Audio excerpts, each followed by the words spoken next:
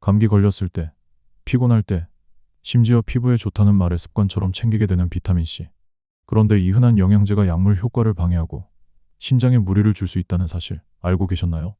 몸에 좋을 줄 알았는데 오히려 건강에 해가 될 수도 있다면 오늘 영상에서는 우리가 그동안 잘 안다고 생각했던 비타민C의 숨겨진 진실을 알려드립니다. 오늘 영상 요약. 오늘 영상에서는 흔하게 복용하는 비타민C가 특정 약물이나 질환과 어떤 상호작용을 일으킬 수 있는지, 또 어떤 경우에 복용을 피해야 하는지 과학적 근거를 바탕으로 설명드릴게요. 특히 40에서 60대에서 흔한 질환과 연관된 주의사항, 그리고 안전하게 비타민C를 섭취하는 방법까지 자세히 정리해드립니다. 안녕하세요. 일반인의 매일 건강입니다. 요즘 주변을 보면 누구나 하나쯤은 비타민C 제품을 가지고 계시죠.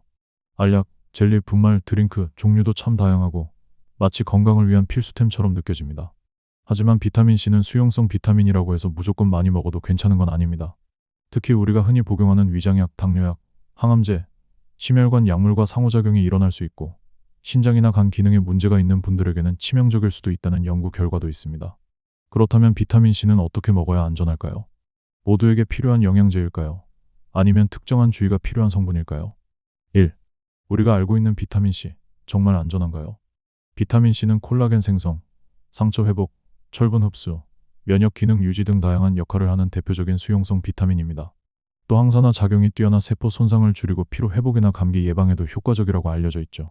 그래서 많은 분들이 수용성 비타민은 과다 섭취해도 소변으로 배출되니 괜찮다고 생각하지만 실제로는 고용량 섭취 시 신장에 부담을 주거나 특정 약물 질환과 충돌에 예상치 못한 부작용을 일으킬 수 있다는 점을 꼭 기억하셔야 합니다.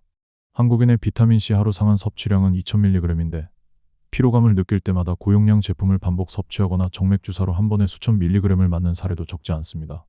3000mg 이상을 매일 복용한 사람을 관찰한 한 국내 임상 보고에서는 8주 뒤 소변의 옥살산 배출이 유의하게 증가해 신장결석 발생 위험이 높아졌다는 결과가 있었습니다. 게다가 고용량 비타민C는 장에서 삼투성 수분 이동을 유발해 설사, 복부 팽만, 위경련처럼 불편한 위장 증상을 초래하기도 합니다. 궁금해하실 부분, 그럼 비타민C를 누구나 먹으면 안 되는 건가요? 비타민C는 대부분의 사람에게 안전하지만 다음과 같은 상황에서는 반드시 주의가 필요합니다. 먼저 신장 질환이나 신장결석 병력이 있는 분입니다. 비타민C가 대사되면서 생성되는 옥살산이 칼슘과 결합해 칼슘 옥살레이트 결정을 만들면 결석이 생길 수 있습니다. 실제로 만성 신장질환 환자에게 일일 2g 이상 비타민C를 6개월간 투여했을 때 혈중 옥살산 농도가 정상군보다 2배 가까이 상승했다는 해외 논문 보고도 있습니다. 둘째, 헤모크로마토시스처럼 체내 철분이 과잉 축적되는 질환이 있는 분입니다. 비타민C는 철분의 이가 형태 전환을 촉진해 장 흡수를 늘리기 때문에 이미 철 과잉 상태인 분에게는 간, 심장 조직 손상 위험을 높일 수 있습니다. 셋째, 제2형 당뇨병을 앓고 계신 분입니다. 비타민C는 일부 혈당 측정기의 전기화학 센서와 반응해 실제보다 낮은 혈당치를 표시할 수 있고 메트포르민이나 인슐린처럼 혈당을 낮추는 약물과 병용하면 저혈당 증세를 감지하기 어렵게 만들 수 있습니다. 영국 당뇨학회에서는 일일 1000mg을 초과하는 보충제를 장기간 복용할 경우 자체 혈당 측정 결과를 주기적으로 의료진과 교차 확인하도록 권고하고 있습니다. 넷째, 글루코스 6인산 탈수소 요소 GUPD 결핍이 있는 분입니다. 드물지만 고용량 비타민C가 산화 스트레스를 급격히 변동시켜 용혈성 빈혈을 일으켰다는 사례 보고가 있어 반드시 혈액검사로 상태를 확인한 뒤 복용량을 정하는 것이 안전합니다. 마지막으로 장기간 위산 억제제나 항응고제를 복용하는 분도 비타민C 복용 전 전문의 상담이 필요합니다. 위산 억제제는 비타민C 흡수를 떨어뜨려 실제 효과를 반감시키고 와파린 같은 항응고제와 함께 고용량을 복용하면 지혈 시간이 달라져 예상치 못한 출혈 위험이 커질 수 있습니다. 2. 주의해야 할 약물과의 상호작용. 비타민C는 생각보다 많은 약물과 상호작용을 일으킬 수 있습니다. 먼저 알루미늄 성분이 포함된 제산제와 함께 복용할 경우 알루미늄 흡수율이 높아져 신장 손상을 유발할 수 있습니다. 마일란타나 말록스, 개비스콘처럼 수산화 알루미늄이 들어있는 약을 드신다면 복용 시점을 최소한 2시간 이상 띄우는 것이 안전합니다. 알루미늄은 배설이 더뎌서 신장 기능이 떨어진 분에게 독성으로 작용할 수 있기 때문입니다. 혈액 희석제인 와파린을 복용 중인 분도 각별한 주의가 필요합니다. 하루 1000mg 이상 비타민C를 2주 이상 복용하면 국제표준화 비율이 떨어져 항응고 효과가 약해졌다는 임상 보고가 있습니다. 혈액응고 조절이 중요한 분들은 복용량을 낮추거나 혈액응고 수치를 더 자주 확인해야 합니다. 또한 위산 억제제인 PPI 계열, 예를 들어 오메프라졸이나 란소프라졸을 장기간 복용하면 비타민C 흡수가 저하됩니다. 비타민C는 위산 환경에서 가장 안정적으로 이온화돼 흡수되는데 위산이 줄어들면 활성 형태로 전환되는 비율이 떨어지기 때문입니다. 이 경우 식품에서 비타민C를 섭취하더라도 혈중 농도가 충분히 오르지 않을 수 있으므로 약 복용 시점과 비타민 섭취 시간을 3시간 이상 띄우는 방법이 권장됩니다. 비스테로이드성 소염진 통제인 아스피린, 이부프로펜, 나프록센 역시 체내 비타민C 농도에 영향을 줄 수 있습니다.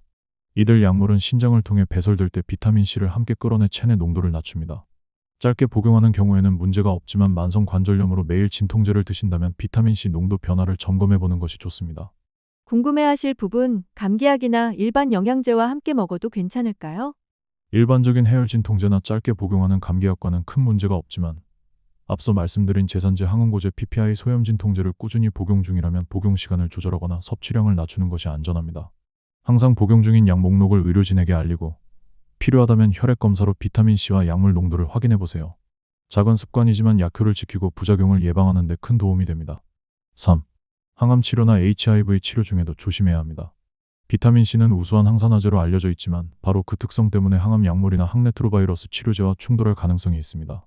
항암제 상당수는 암세포와 정상세포 모두의 활성산소를 일으켜 세포 사멸을 유도합니다. 그런데 비타민C가 활성산소를 빠르게 제거하면 약물이 목표로 삼는 산화적 스트레스를 약화시켜 치료 효과를 떨어뜨릴 수 있다는 동물세포 연구 보고가 있습니다. 실제로 미국 뉴욕 주립대 연구팀은 흑색종 세포를 대상으로 한 실험에서 항암제만 투여했을 때보다 고용량 비타민C를 함께 주입했을 때 약물 유발 세포 사멸률이 유의하게 감소했음을 확인했습니다. 반면 임상 현장에서는 고용량 비타민C 정맥 투여가 항암 치료 부작용, 특히 구역구토 신경병성 통증을 줄였다는 소규모 연구도 발표된 바 있습니다. 2023년 미국 MD 앤더슨 암센터의 파일럿 연구에 따르면 전이성 난소암 환자 25명에게 매항암 주기마다 1회에 6만 mg을 정맥 투여했을 때 피로 점수와 말초신경 손상 정도가 대조군보다 낮았습니다. 다만 생존율을 높였다는 결정적 근거는 아직 부족해 미국 종양학회와 국내 암 치료 가이드라인 모두 주치의 판단하에 제한적 조건에서만 사용을 권고하고 있습니다. 결국 중요한 것은 자가 판단이 아니라 종양 전문의와 충분히 상담한 뒤 결정하는 것입니다. HIV 감염 치료에서도 비타민C는 변수로 작용할 수 있습니다. 프로테아제 억제제인 인디나비르는 산화 스트레스를 일정 수준 유지해야 바이러스 증식을 억제하는데 고용량 비타민C가 여기에 간섭해 약효를 낮출 수 있다는 보고가 있습니다. 2019년 남아프리카 연구팀이 공개한 관찰 연구에서는 하루 2000mg 이상 비타민C를 복용한 일부 환자에서 바이러스 억제 실패 사례가 증가했습니다. 이 때문에 세계보건기구 WHO 역시 항레트로바이러스 치료를 받는 환자에게 고용량 항산화 보충제를 임의로 복용하지 말 것을 권고합니다. 궁금해하실 부분, 그럼 비타민C를 항암제나 HIV 치료 중에는 아예 끊어야 할까요? 비타민C 자체가 나쁜 것은 절대 아닙니다. 결핍되면 피부 재생이 느려지고 면역력도 저하되므로 치료 중이라도 식품에서 권장량을 섭취하는 것은 필요합니다. 다만 보충제 형태로 하루 1000mg 이상을 장기간 복용하거나 정맥 주사로 고용량을 맞을 계획이라면 반드시 주치의와 상의해 투약 간격 농도를 조정해야 안전합니다. 치료 목적이 아니더라도 한국인 하루 권장량인 남성 90mg, 여성 75mg을 식단에서 충분히 확보할 수 있다는 점을 기억하시고 감귤류, 파프리카, 브로콜리처럼 비타민C가 풍부한 식품을 꾸준히 즐겨보세요. 결론 및 실천법.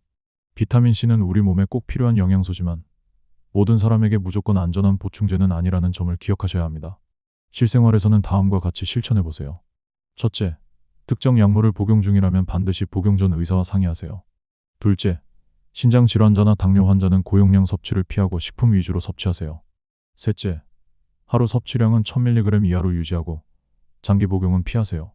넷째, 피로 회복을 위해 복용할 경우에도 일주일 이상 고용량 복용은 삼가세요. 비타민C, 너무 익숙해서 오히려 방심하기 쉬운 성분입니다. 하지만 오늘처럼 알고 나면 우리 몸에 어떻게 작용하는지, 어떤 주의가 필요한지 분명히 보이실 거예요. 앞으로도 일반인의 매일 건강에서는 여러분이 일상에서 더 건강한 선택을 할 수 있도록 과학적 근거를 바탕으로 꼼꼼한 정보를 전해드릴게요. 오늘 영상이 도움이 되셨다면 좋아요와 구독 꼭 눌러주시고 궁금한 점이나 경험은 댓글로 나눠주세요. 감사합니다.